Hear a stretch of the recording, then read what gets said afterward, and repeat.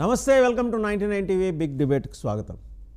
తన క్యాంప్ ఆఫీస్ని జనసేనాని తిరిగి ప్రభుత్వానికి ఇచ్చేశారు. తన రాకపోకల కారణంగా ప్రజలకు ఎదురవుతున్న ఇబ్బందులను గమనించి పైపెచ్చు హైకోర్టు ముందరే ఉండటం, ఇవన్నీ ఈ కారణాల వల్ల కూడా రాకపోకలకు ఇబ్బంది కలుగుతుందనే ఉద్దేశంతో వెనక్కి ఇచ్చారు. ఇక్కడ గమనించాల్సింది ఏంటంటే, ముఖ్యమంత్రిగా జగన్మోహన్ రెడ్డి గారు ఉన్న కాలంలో క్యాంప్ ఆఫీస్ని అదేదో ఒక ఇంద్రభవనంలాగా తయారు చేసుకొని దాని చుట్టూ దడి కట్టించడం, సెక్యూరిటీ మడి కట్టించడం, ఇన్ని చూసాం. అందులో ఉన్న ప్రతి వస్తువు ప్రభుత్వ ధనంతో కొన్నదే. పవన్ కళ్యాణ్ మాత్రం తన సొంత డబ్బులతోటి ఏం కార్యక్రమాలు చేసుకున్నారు. ఇప్పుడు కడుతున్న జనసేన ఆఫీస్ 5 అంతస్తుల బిల్డింగ్ కనుక పూర్తయితే దాంట్లో పూర్తి స్థాయిలో దాన్నే క్యాంప్ ఆఫీస్గా ఆయన మార్చుకుని ఒక 2 ఫ్లోర్స్ క్యాంప్ ఆఫీస్గా మార్చుకునే అవకాశాలు కూడా ఉన్నాయి. పాలకులు అంటే ఎలా ఉండాలి, ఒక మార్గనిర్దేశనం చేయడం, అది నువ్వు చూసి నేర్చుకోవాల్సిన అవసరం తెలుగుదేశంతో సహా అన్ని పార్టీల నాయకులకి అవసరం. అధికారంలో చాన్నాళ్ళు ఉన్న తెలుగుదేశానికి ఇది కొంచెం మింగుడు పట్టడం కష్టమే, కానీ బట్ అది నేర్చుకోవాలి. జగన్మోహన్ రెడ్డి అయితే నేరుగా నేర్చుకోవాలి, ఇమీడియట్గా ఆయన క్లాసెస్ అటెండ్ అవ్వాలి. ఈ అంశంతో పాటు ఇతరత్ర అంశాలు, బాలినేనికి బుజ్జగింపులు ఎంతవరకు వచ్చాయి, వీటన్నిటి మీద సమగ్రంగా డిబేట్లో చర్చించడానికి మనతో ఉన్నారు కృష్ణాంజనేయులు గారు, political analyst, senior journalist, Sujatha గారు జనసేన అధికార ప్రతినిధి, రేగిడి లక్ష్మణరావు గారు వైఎస్ఆర్సీపీ నాయకులు, అండ్ జగడం సత్యనారాయణ గారు టీడీపీ సీనియర్ నాయకులు, పూడి తిరుపతిరావు గారు బీజేపీ అధికారి. మీ వాయిస్ వినపడట్లేదు సార్. వినిపిస్తుంది. మీరు ఇంకా అధికారంలో లేరు కదా, వినిపించట్లా మీకు? ఆ వాయిస్లో వినిపిస్తుంది, వినిపిస్తుంది. టు స్టార్ట్ విత్ కృష్ణాంజనేయులు గారు. సో ఈ బాలినేని శ్రీనివాసరెడ్డి బుజ్జగింపులు ఎక్కడ దాకా వచ్చినాయి? రాత్రి మరి కోర్ట్ ఆపరేషన్స్కి పాల్పడుతున్నారనే అభియోగాలు ఎదుర్కొంటున్న విడుదల రజనీ వెళ్ళి ఆయన్ని బుజ్జగించడం, అసలు ఆవిడ వల్లే ఆయన బయటికి వెళ్ళిన పరిస్థితి, ఆవిడ వెళ్ళి మళ్ళీ బుజ్జగించడం ఏంటండి? వాసుదేవన్ గారు నమస్తే.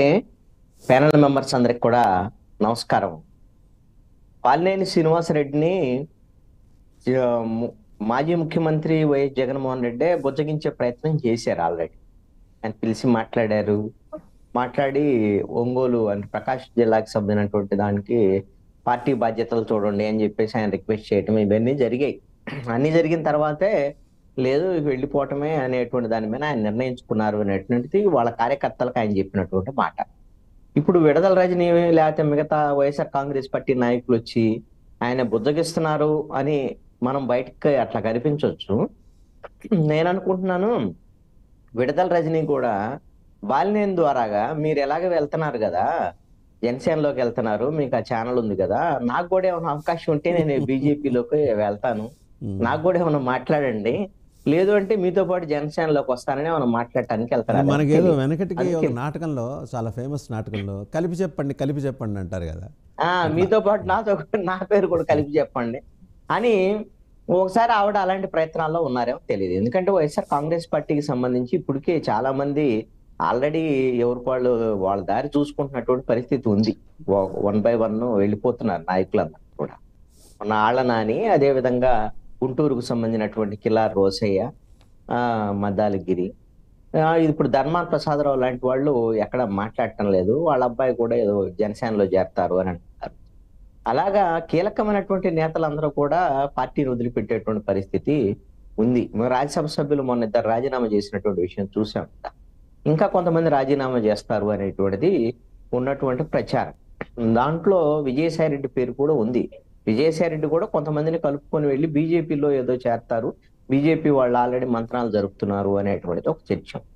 ఇవన్నీ కూడా మరి రాజకీయాల్లో నిజంగా వీళ్ళే వెళ్తున్నారా, లేకపోతే జగన్మోహన్ రెడ్డి ఏమన్నా వీళ్ళని మరి బీజేపీలో కొంతమందిని జనసేనలోకి పంపించి కూటమిలో ఏదైనా మనోళ్ళు కూడా ఉంటే మంచిది, రేపు పొద్దున ఏదైనా ఇబ్బంది వస్తే మనోళ్ళు ఉంటారు కదా, ఎంతో కొంత అడ్డుపడతారు కదా, సీరియస్ వ్యవహారాలు వచ్చినప్పుడు అని ఏమన్నా ప్రయత్నం చేస్తున్నారని తెలియదు.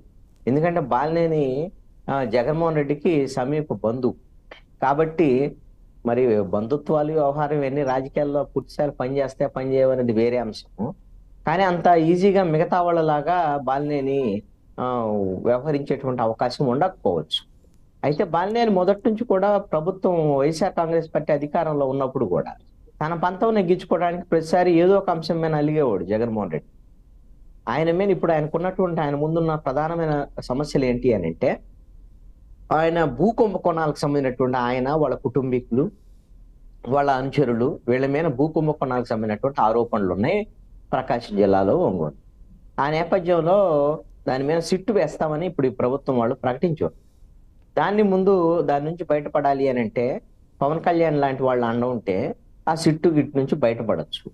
లేదు అంటే పవన్ కళ్యాణ్ ద్వారాగా కొంత జగన్మోహన్ రెడ్డిని కూడా ఏమైనా కాపాడటానికి, జగన్మోహన్ రెడ్డి మీద కూడా సీరియస్ యాక్షన్స్ లేకుండా అనేటువంటి దాని మీద ఏమైనా కాపాడటానికి వాళ్ళని కూడా ఉపయోగపడేదానికి అవకాశాలు కూడా ఉండొచ్చు. ఆ ప్రయత్నాల్లో ఏమన్నా ఉన్నారేమని చెప్పేసి నేను అనుకుంటున్నాను నా వైపు నుంచి. కృష్ణాంజలి గారు, జగన్మోహన్ రెడ్డి గారు నిన్న మాట్లాడుతూ చాలా ఒక విచిత్రంగా, అంటే ఆయన బహుశా వారి తండ్రి గారిని ఏమన్నా ఆయన ఆహారానికి తగ్గట్టు వినిపిస్తుందండి, ప్లీజ్ వినిపిస్తుంది, వెయిట్ చేయండి. చాలా తండ్రి గారి లాగా జెస్చర్స్ చేసే ప్రయత్నం చేసినా ఎందుకనో అది అంత అపీలింగ్గా అనిపించట్లేదు. ఒకసారి చూద్దామా? నిన్న ఎలగ అనుకుంటే ఇలా చేతులు ఒకసారి చూద్దాం. ఒకసారి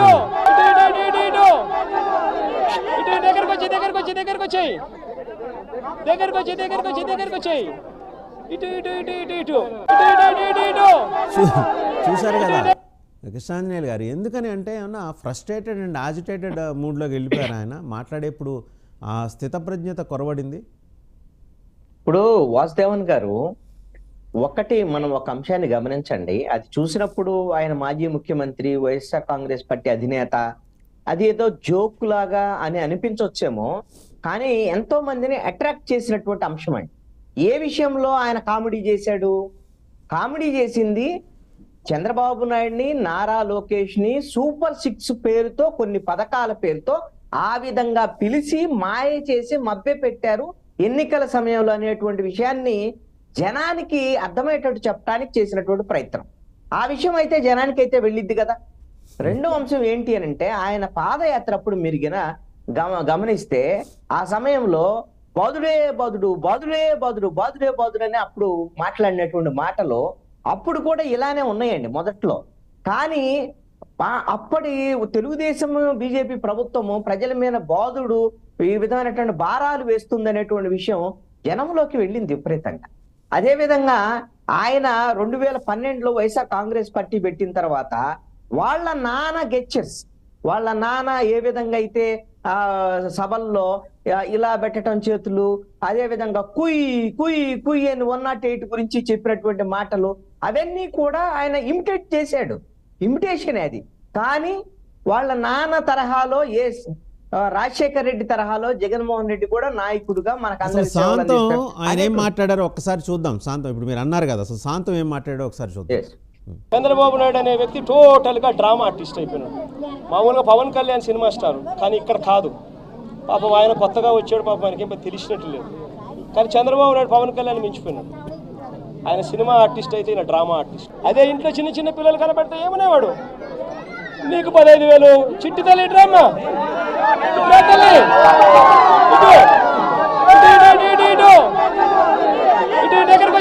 దగ్గరకు వచ్చాయి ఇటు నీకు 15,000, ఇదిగో నీ తమ్ముడికి నీకు 15,000, అదిగో నీ తమ్ముడికి ఇంకో తమ్ముడి దగ్గరకు వచ్చినా నీకు కూడా 15,000, నీకు ఇంకో పాప నీకు కూడా 15,000. సంతోషమా అని చంద్రబాబు అనేవాడు. అదే జగన్ అయితే అమ్మఒడి కేవలం అమ్మ ఖాతాలో 15,000 మాత్రమే వేస్తాడు. అదే చంద్రబాబు అయితే సూపర్ 6లో చెప్పాడు, నీకు 15,000, నీకు 15,000, నీకు 15,000, నీకు 15,000 అని చెప్పాడు. అని పిల్లలను మోసం చేశాడు, అక్క చెల్లెమ్మలను మోసం చేశాడు. రైట్ కృష్ణాంజనేయులు గారు. సో ఆయన చెప్పాలనుకున్నది అయితే ప్రాపర్గా డెసిమినేట్ చేశాడు.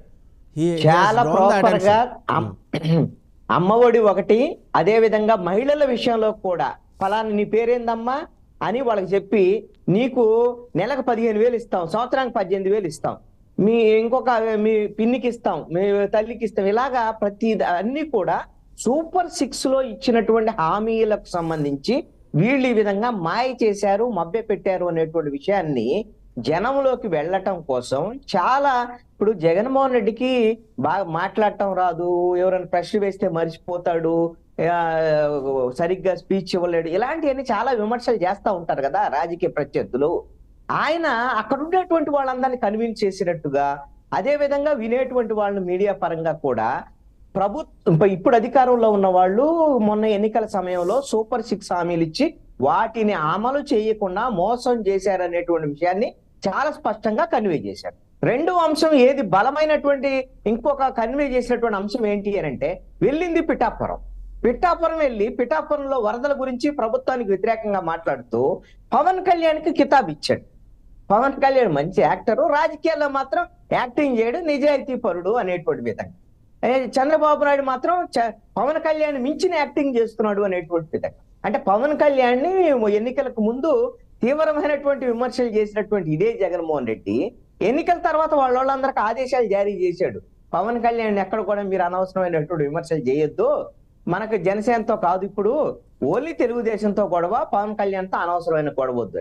ఒక క్లారిటీగా జగన్మోహన్ రెడ్డి నాకు తెలిసి అయితే ఆ ప్రసంగం కానీ ఆయన వెళుతున్నటువంటి తీరు కానీ, అంటే విమర్శలకి ఎంత మేరకు దానికి ఉంటుందా, లేదా 3 నెలల్లోనే సూపర్ 6 అన్ని ఇంప్లిమెంట్ చేయాలని ఎట్లా అడుగుతారు ఏంటి, ఎవరు ఏమైనా చెప్పొచ్చు.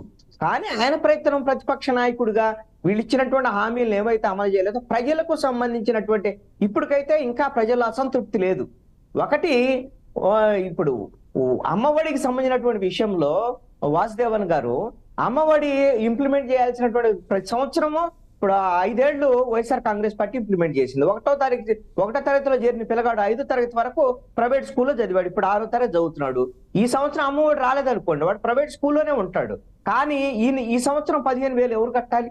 అది ఒకళ్ళు ఉంటే 15,000, ఇద్దరుంటే 30,000, ముగ్గురుంటే 45,000, ఇలాగన్నీ చెప్పారు కదా. ఒకవేళ 2-3 పిల్లలు ఉన్నటువంటి వాళ్ళ పరిస్థితి ఏమిటి? మరి దీని మీద వాళ్ళకి ఇబ్బంది ఉంటది కదా. అదే విధంగా రైతులకు సంబంధించినటువంటి అంశం కూడా జగన్మోహన్ రెడ్డి మాట్లాడాడు. ఇన్ని వరదలు వచ్చినాయి, ఇది రైతులకు సంబంధించినటువంటి రైతు భరోసా 20,000 ఇస్తా అన్నారు, ఇచ్చుంటే వాళ్ళకు ఉపయోగం అయ్యేది కదా, ఇవ్వలేదు కదా. అదే విధంగా మహిళలకు 1,500 ఇస్తానని నెలకి అవి ఇవ్వలేదు కదా. ఇవన్నీ కూడా అంటే ప్రజలతో కనెక్ట్ అయ్యి మీకు ఈ ప్రభుత్వం మీకు ఇచ్చినటువంటి హామీలనే అమలు చేయటం లేదు అనేటువంటి విషయాన్ని పదే పదే చెప్పేటువంటి ప్రయత్నం అయితే చేస్తున్నాడు. ఆ ప్రజల్లో మరి ఆయన ఒక్కటే చెప్పాడు, నిన్న చెప్పిన దాంట్లో చెప్పాడు, మీలో ఉండేటువంటి అసంతృప్తి ఇదంతా కూడా వ్యతిరేకత, మీరు ప్రశ్నించండి ప్రభుత్వాన్ని అని ఆయన తరపున ప్రతిపక్ష నేతగా ఆయన బాధ్యత అధిక ఏంటి అని అంటే, ఎంత తొందరగా ప్రజలు ప్రశ్నించేటువంటి పరిస్థితి వస్తే ఈ ప్రభుత్వం ఇరకాటంలో పడితే తనకు రాజకీయంగా ఉపయోగపడిద్ది అనేటువంటి ప్రయత్నం తనది. అందుకని ఆ ప్రయత్నం చేస్తున్నాడు. ప్రభుత్వంలో ఫెయిల్యూర్ లేదనుకోండి, వీళ్ళకైనా సూపర్ 6 ఇంప్లిమెంట్ చేశారనుకోండి, ఆయన మాట అడగటానికి లేదుగా. అయితే ఇప్పుడు సూపర్ 6 విషయంలో ప్రభుత్వం అయితే దాదాపుగా మరి ఇంప్లిమెంటేషన్ విషయంలో తలకిందులయ్యేటువంటి పరిస్థితి ఉంది. ఎందుకు అని అంటే అప్పులకు సంబంధించినటువంటి విషయం మామూలు రెగ్యులర్ చేసేదానికి అప్పులు చేయాల్సినటువంటి పరిస్థితి వచ్చింది.